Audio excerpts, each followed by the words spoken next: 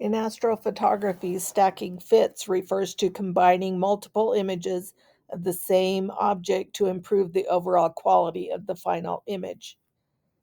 This technique is particularly useful for reducing noise, enhancing detail, and increasing the ratios. With our Seestar, we take several exposures of the same object. These short exposures, most are 10-second exposures with the Seestar, unless we change the settings, are often taken over time, whether it's in one evening or over several evenings, to collect more light enhancing and increase the visual appearance. These exposures are called subs or lights and allow for shorter exposures time. When we combine these individual exposures, they jointly give the effect of a very long exposure. It is beneficial for a lot of reasons. Airplanes or satellites or a shooting star can ruin a long exposure, and you can remove specific exposure frames without losing the entire night's exposures. Detail is enhanced due to the improved light captured in each individual exposure, compounding the visibility of the objects. There can be noise reduction. Our Seestar sensors produce noise due to its settings, cold, sensor type, heat, and other factors. By stacking multiple individual exposures, these flaws can be averaged out, improving the ratio of the noise. It can improve tracking. With longer exposures, they are more susceptible to the movement from a tracking mount. Taking shorter exposure intervals requires less accuracy in the tracking mount, and the flaws can easily be remedied through stacking. Light pollution is more easily removed when using a lot of short exposures than it is in one long exposure. So, stacking is an incredible way for astrophotographers to create high quality images of celestial objects, even when difficult conditions exist. The Seestar by default automatically captures 10-second exposures and stacks them as it works. The result you see on your device screen is a live stack. You can save the JPEG to your phone, but the raw, flexible image transport system files, or FITs for short, are stored on the telescope's internal storage memory. You can use the settings to enable the options to save each individual exposure as a FITs file. These saved individual exposures are the files you can then later use to stack manually in processing software. You can also have the Seestar app do this for you in the Deep Sky Stack. In order to save the 10-second exposures, you must enable the Save Each Frame in Enhancing. To do this, connect to your Seestar and click on it to open the settings, and then click the Advanced Settings section of the app and toggle the Save Each Frame in Enhancing to the On position. FITS files contain a lot of data about that exposure. These types of files are used for storing images captured by telescopes, satellites, and other astronomical devices, and are used for achieving the shared observational data. In the astrophotography community, we hear a lot about stacking. Well, as a beginner, it can be difficult to follow the process when you don't know what anything is and strange words are being used. One of the main software names associated with stacking exposures is a software program called Siril. I downloaded the software and opened it only to be baffled by all the words I didn't know. I didn't even know how to add a file. After watching many tutorials, reading lots of instructions, we have found the easiest way to stack FITS files in Siril to use for stacking this. It's a stacking script. A script is an add-on for software code that is designed to do a process or functions for you. It usually combines multiple steps together to be done with the click of one button. If you want finer control over the process, you can manually register and stack the subs through the tabs in the right-hand pane of Siril.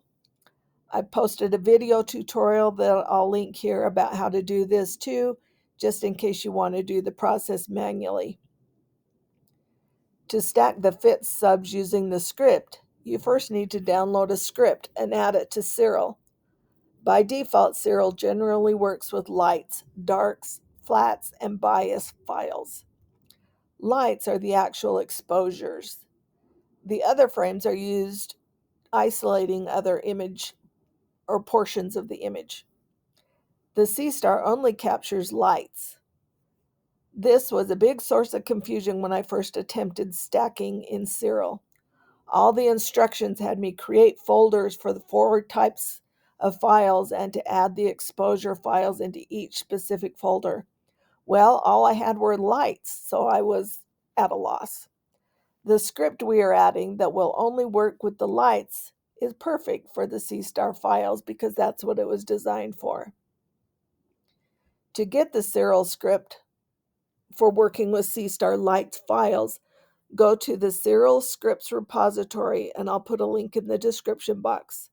Just click onto the preprocessing folder and click on OSC underscore preprocessing underscore without dbf.ssf, that's the file name, and download it to your Siril scripts folder.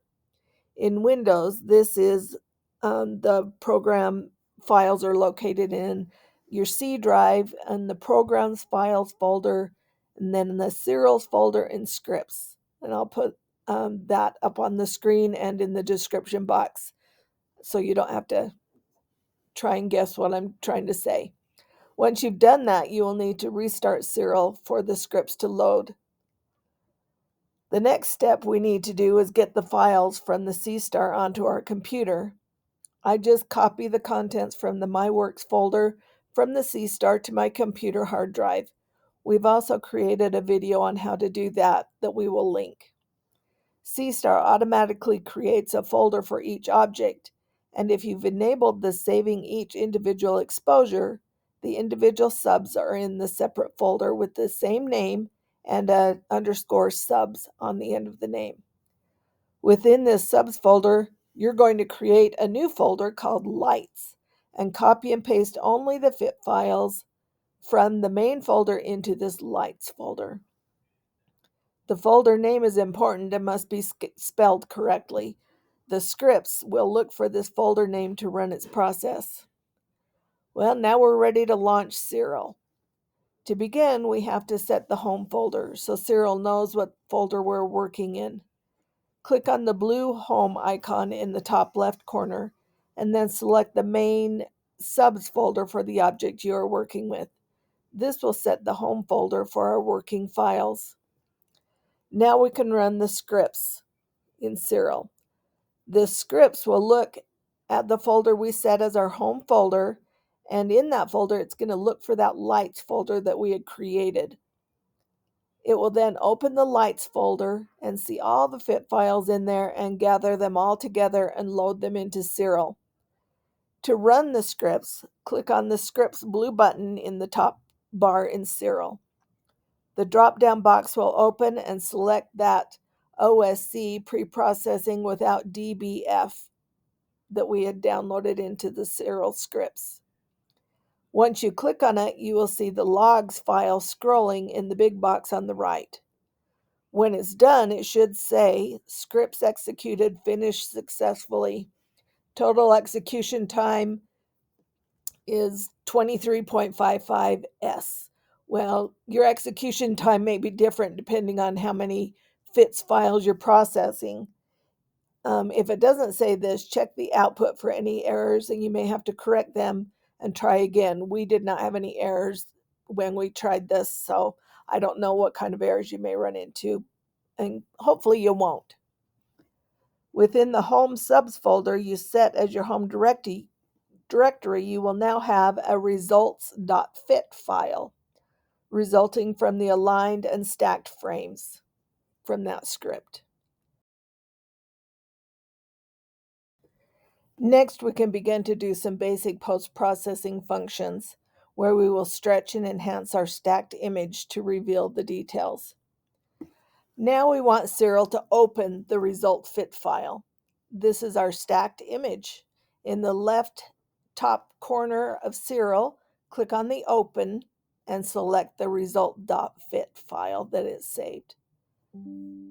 The fit file will not look great and will most likely be dark and possibly no visible objects even in the view. Don't worry yet, this is the raw data that needs stretching in order to be visible. The view you're seeing is the linear view. If we auto stretch, this will allow us to quickly see what our file looks like without changing the original data. We can do this by auto stretching the preview image by clicking on the linear drop down in the bottom center of our Siril work window and changing it to auto stretch with high definition. It may take 2 steps to click both of those buttons, auto stretch and high definition. Most likely, the image will turn green. Well, this is normal. Next to the linear drop-down box, uncheck the chain link button next to the right of it, and that will correct that green. Probably your image needs cropping to remove unwanted data that can affect the stretching process. If you need to do this, right-click on the image and click on Rotate and Crop from the selection menu, or you can just click in the box and stretch a box over the image. This allows you to drag the red box around the area that you want to keep. Once you're finished selecting the area, right-click again and click on Crop. Well, now at this point, let's save our fits file. When saving it, use a different name than the original results.fit so that you can always have an original stacked image to go back to if we need to. I like to name mine results2.fit. And then as I make adjustments, I can just name a new saved image by number so I always know which version of edits are done. To do this saving, in the top right corner, click on the down arrow next to the Save button. This will allow you to rename the file to a different name. You can also save it to a different file format for more post-processing in a different software like Photoshop. You can put it as a JPEG, a TIFF, or a PNG. All of those would go into Photoshop. At this point, don't forget to switch the view of your object back to the linear view. This is what the object will look like if opened in Photoshop, so don't be discouraged if you see mostly a dark image. Once you open it in Photoshop or other editing software, you will work with the levels and curves to bring out the image. You can also work with the image directly in Siril to achieve the results you want, but those instructions and video are for a future date. In Photoshop, use the Layers tool to separate your edits for easy reversal, and then use the Levels and Curve options to begin the editing process. Here's a look at what we did in only a few moments in Photoshop with that linear file from Siril. Time and patience is key in the post-processing of images. Hopefully this tutorial helped you get on the path to post-processing. Thanks for learning along with us, and clear skies to everyone.